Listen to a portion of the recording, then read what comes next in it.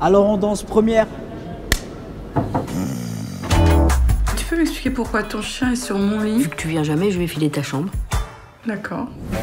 C'est l'adaptation, Michel, d'un film britannique. C'est un des producteurs donc, de Nolita Cinéma qui l'avait vu en allant en vacances en Écosse.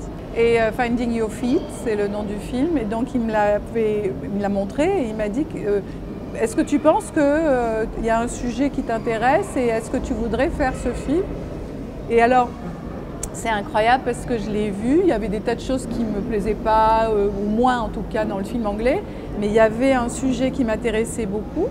Et la première chose à laquelle j'ai pensé, c'est on va faire des avant-premières où on va faire danser tout le monde. C'était, avant d'écrire, c'était vraiment la vision que j'ai eue et c'est ce qui se passe. J'avais envie de faire, surtout avec, on l'a terminé de l'écrire pendant le premier confinement, j'avais envie de faire une ode à la vie, mais pas à la vie en ayant toujours envie de quelque chose de plus, à la vie au quotidien où chaque minute on profite des choses qu'on est en train de vivre et on les apprécie. Alors dans Brillantissime, tu t'étais fait larguer, dans celui-ci également, mais tu as envie tout le temps de te faire larguer. En fait, ce qui est merveilleux dans ces deux histoires, c'est d'une épreuve, parce que quand justement il y a une rupture, on peut le vivre de plein de façons différentes et de manière très dramatique aussi.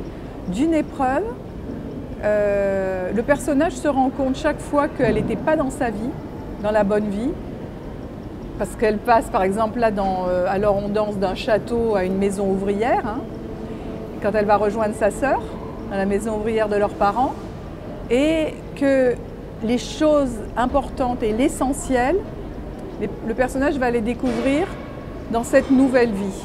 Et c'est là où la phrase qu'il y a sur l'affiche, on a tous le droit à une deuxième danse, a tout son sens.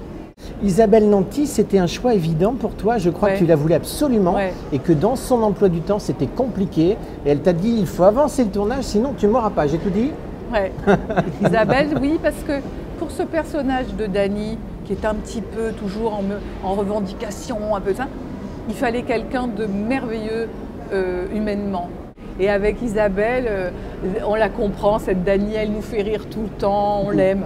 Donc voilà, j'avais besoin d'une actrice comme elle. Le choix de Patrick Timsit et de Thierry Lhermitte, on en parle? Je ne vais parler que d'humanité en fait, parce que c'est ça qui m'intéressait pour ce film. Et des gens lumineux, des gens généreux. Patrick, dans son rôle de restaurateur ruiné, qui a une femme qui ne va pas bien, donc, mais qui recherche toujours la liberté. Quand il décide d'aller justement en Hollande voir les tulipes au printemps, parce qu'il a une passion pour les tulipes, et il va s'offrir ça. Et il a tout compris de la vie en faisant ça. Sofiane, l'expérience du plateau, tu as envie d'y retourner sans doute? Honnêtement oui, hein. Franchement oui. Quand ça s'arrête, qu'est-ce qui se passe? Parce qu'il y a le côté up quand on tourne un film, il y a le côté down quand ça s'arrête. Effectivement. De toi à moi, Michel n'est pas là. Tu as eu un petit coup de calgon? Tu as versé une petite larme?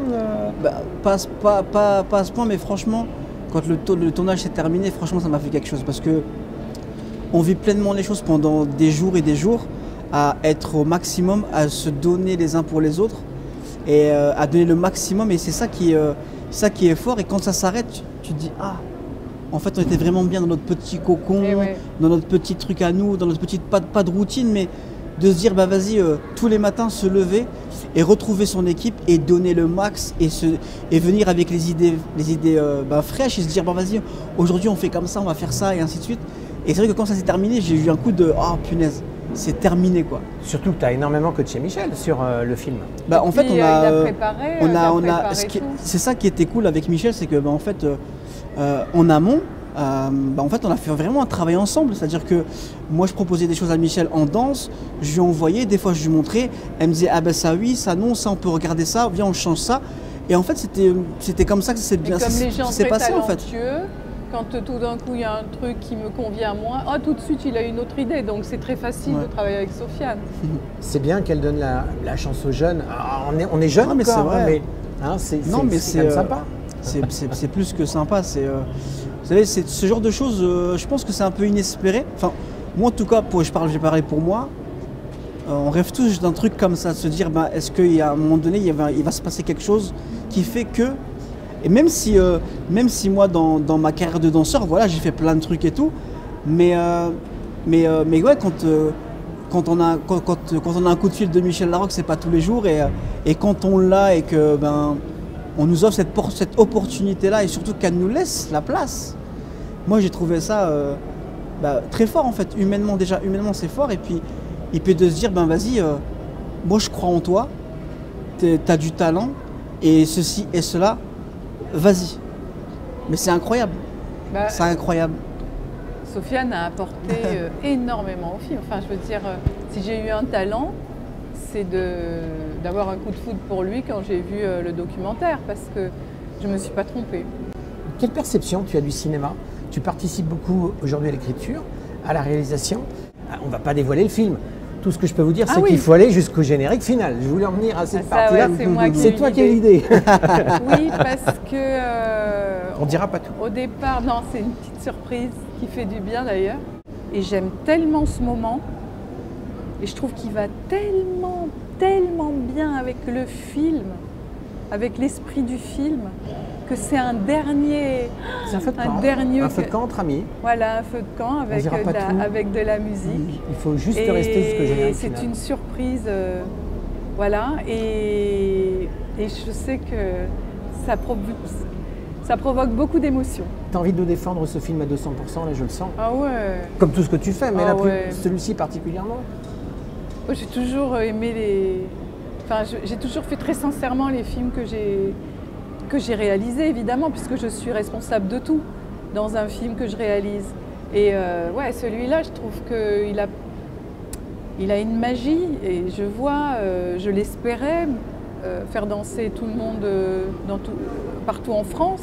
Et on vient de commencer la tournée, mais c'est ce qui se passe partout. Et il y a une magie qui opère, qui fait que les gens se sentent bien, qu'il y a un lâcher-prise, comme nous d'ailleurs, acteurs, parce qu'on est des êtres humains avant tout, on sortait de ce confinement, on a un lâcher-prise dans le jeu, dans la façon d'être pendant ce film, et du coup, la magie opère sur le public, et je pense qu'il arrive à point nommé après tout ce qu'on a vécu.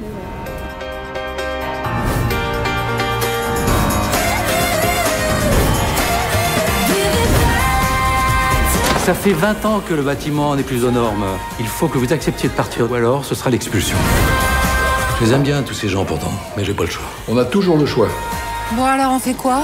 On a perdu parce qu'on joue petit bras. La vie est courte, il n'est jamais trop tard pour en profiter. Toute une vie de travail. Détruis-le. 1, 2, 3.